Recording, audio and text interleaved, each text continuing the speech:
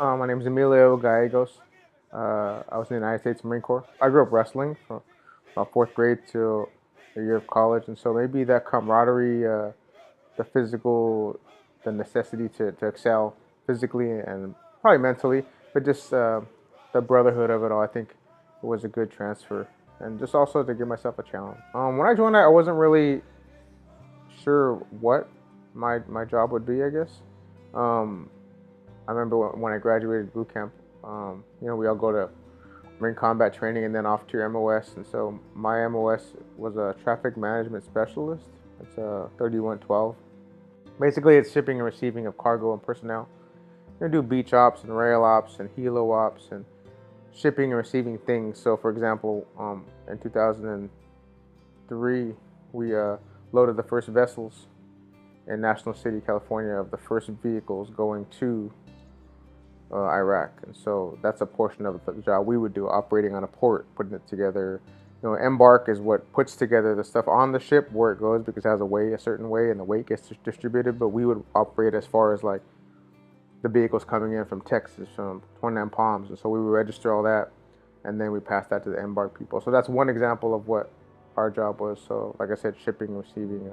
In 2003, we were activated in observance of, like I said, Operation Freedom. About 20 of us stayed in Camp Pendleton for about that year, while about 200, 300 Marines went forward with the initial operation. Sister companies from Savannah, Georgia, from Lathrop, California, from Concord, from Puerto Rico.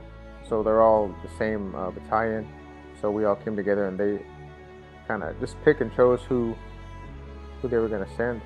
And then again, in 2007, we were activated as well. And then that activation, we went into Iraq. You think maybe it'll be like the movies, like you're running off the plane to where you got to be. You arrived in country in a big regular airplane, landed in Kuwait, and then we took a flight from Kuwait into Iraq. Really hot airlines, going from place to place. But arriving in Iraq was different, knowing when we debarked the plane that I'm here, but it wasn't like just an instant call and a rush into action like you see in the movies, We were part of a security detail, and so on the first base I was at, we would do 8-hour shifts in tower duty around this base. So I worked the overnight shift thing, starting about 10 or 11 overnight, 8 hours, but 3 different shifts rotated on and off.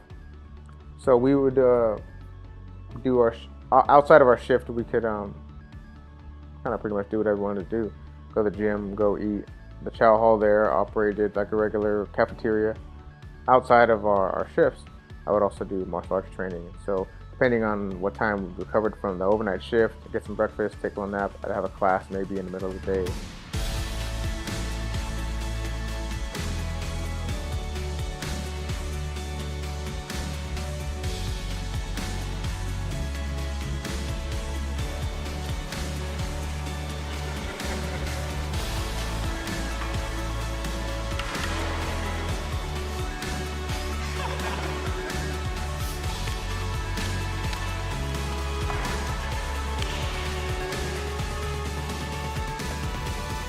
But then in the middle of my deployment, I changed to another smaller base across, they call it an MSR. It's like a main supply route, but basically a freeway.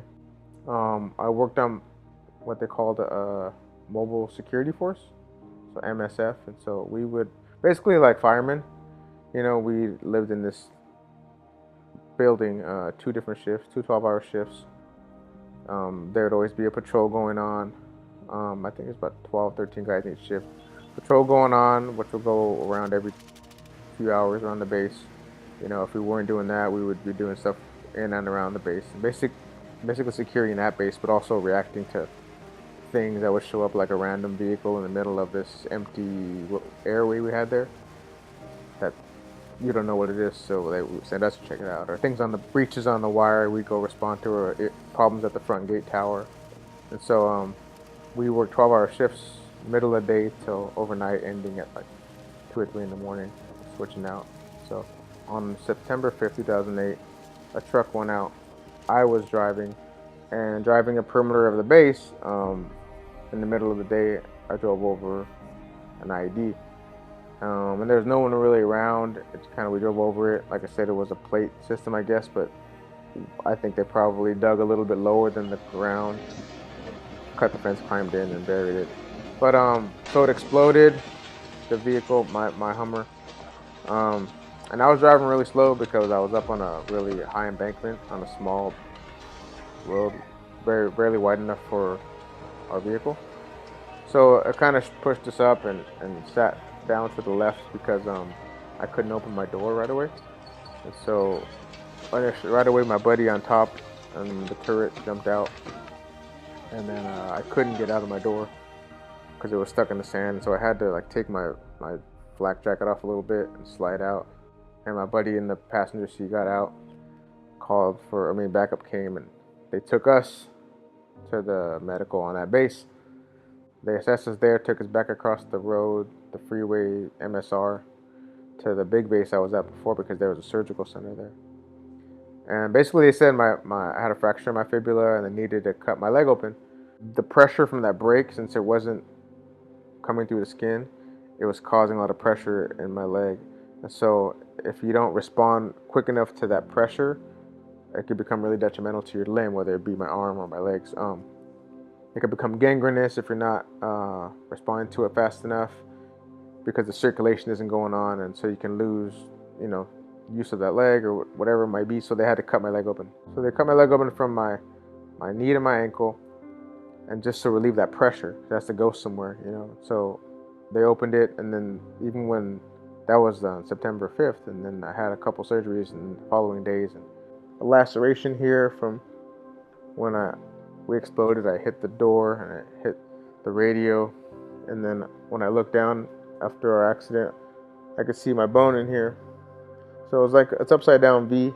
So when I went to the surgical place, the Navy kid just sewed it up. I had this tattoo, so he pretty much just put the words back together. And so even to this day, I have a lot of nerve issues. Like if I stand in a seat with both of these arms, like if I'm in class or somewhere, or if I'm studying, reading on my stomach, these four fingers get really numb quick, and they'll be tingling. And so if there's something constantly putting pressure on my elbows in here, even if I'm at the gym, sometimes pulling certain ways on things, it feels uncomfortable.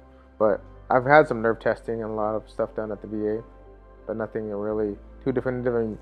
They gave me some elbow pads to wear, but I'm not gonna wear elbow pads every day of my life, So my sister came to visit me in North Carolina, and I didn't see the rest of my family until I came home. But when I came home, I think the first weekend my kids were over.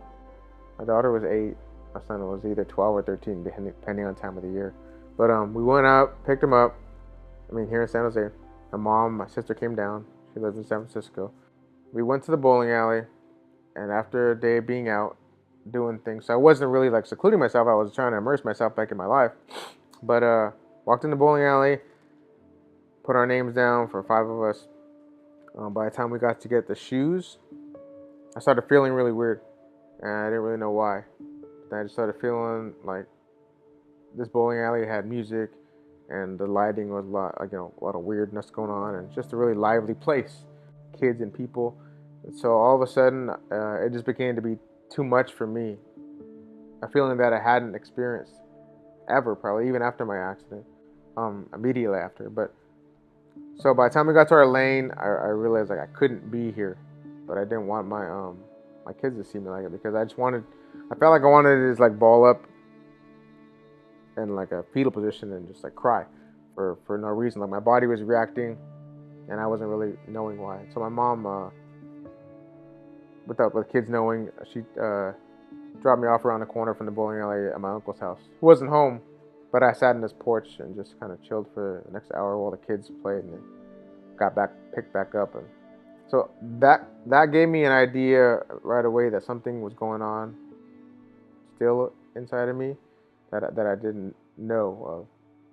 So I would continue to have bouts of anxiousness, not be able to sleep. I'd jump out of bed here and there, swearing I heard really loud explosions, and jump out of bed and look outside, and it's the dead of night, nothing going on. And so things that were affecting my work performance, my the way I was feeling about getting up, or even being around people, or not wanting to be around noise. And I don't know. I don't remember how many ER visits I had, but I still don't have like a regular doctor that someone say maybe knew me or I can go to. I see periodically, and so it's, if I called the VA, it might be different now, but called then and say I need to get an appointment, it might be a while. So for me to get immediate attention, like I was having a lot of palpitations and heart issues, and I would just drive to the ER in Palo Alto and just get seen that way. So there was a time when I was doing that a lot. A lot of times it's just, let's try this, let's try that. So back in 2009, 2010, when I was using lorazepam as a aid, I guess, I started losing my hair in certain places, like half of my left eyebrow started to fall out, and I had like circles of hair missing in my beard and my hair. You can look at it as alopecia, like maybe like stress, which I should have done more initially taking the medication, just looking into like the side effects, and hair loss was definitely one of them. So I stopped taking that. You know, I've been off for a lot of years using medication. I started to realize when I went back to state in like 2013, 2014, San Jose State, I noticed just having a hard time getting to campus, being on campus, or being around so many people, or looking for parking. I'd feel really stressed, and I wouldn't go to school, I wouldn't go to class. And so I noticed some things were going on in me, and then I noticed again like having like which was probably alopecia, like pieces of my hair missing again, because like internally my body was going through things that, being very strong-minded, I wasn't really recognizing, and I hadn't seen it. And then I realized, like, I can tell I've been feeling weird lately, and that's like validation that I've been feeling weird for some reason. So I just kind of addressed that, and so I asked my psychologist, let's try something, you know. Tried a couple things, and I just was having bad reactions to them. So over the course of that time, I got to apply to this service dog place in Morgan Hill. His name is Samson. The way this program works, it's called Operation Freedom Paws. It's mostly veterans, maybe 70% veterans. There's some civilians there, but the process works like they bring you in, interview you, check you out. Paperwork or questionnaires are similar to VA questionnaires, like when they assess post-traumatic stress. They take account of what you're looking for a service dog for. Maybe you have specific allergies or help me remind me to take medication or things like that.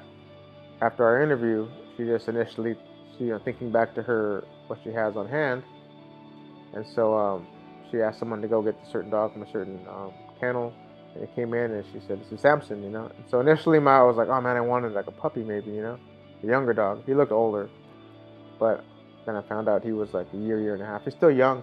He's only about 3 now, still, but you know, pretty much, she's usually right on with every dog she matches, and so we've been together for just over 2 years. I recognize that my kids are moving on, right? So I'm still like a very much a single dad. My son is in his about 3rd year of college. My daughter's about to graduate high school. So it's good to have him around because he helps me to get out and do stuff, you know, like to go out or walk or go to the restroom instead of me just being stuck here in the apartment, you know. One big part of what Operation Freedom Paws teaches and preaches on is that, you know, it's awesome to have the dog, but one big thing they know and see and want you to understand is that a big part of their organization is helping reintegrate veterans back into society. I can't go into detail on like the psychology of stuff, but I know like when you love someone or you're happy, like the different chemical reactions that happen in you are good for your body, right? So he's good to have, to love on, to get love back from, to be able to have, to talk to. I talk to him like all day, having detachment as a coping mechanism. And so I'll pull away from family and friends or returning phone calls and just kind of get stuck in my own thoughts sometimes.